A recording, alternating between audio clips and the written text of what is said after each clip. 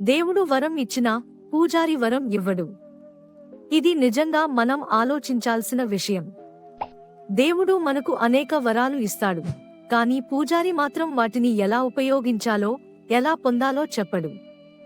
పూజారి కేవలం మనకు మార్గదర్శకుడు, కానీ ఆయన వరం ఇవ్వడం అంటే ఏమిటి?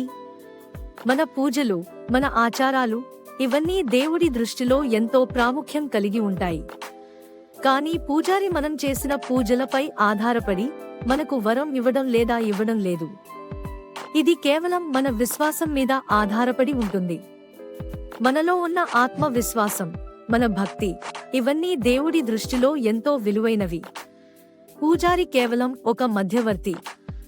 దేవుడి వరం పొందాలంటే మనం మనలోని ఆత్మను శుద్ధి చేసుకోవాలి. దేవుడు మనతోనే, పూజారి కేవలం ఒక పదం.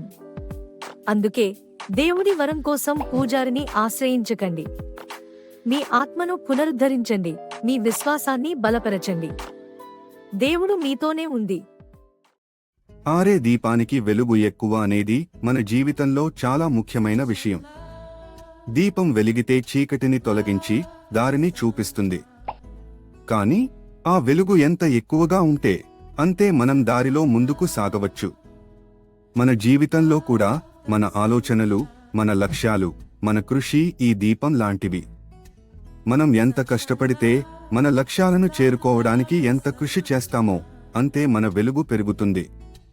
మనం ఎదుర్కొనే ప్రతి సవాలు, ప్రతి కష్టమైన క్షణం మనకు కొత్త పాఠాలు నేర్పుతుంది.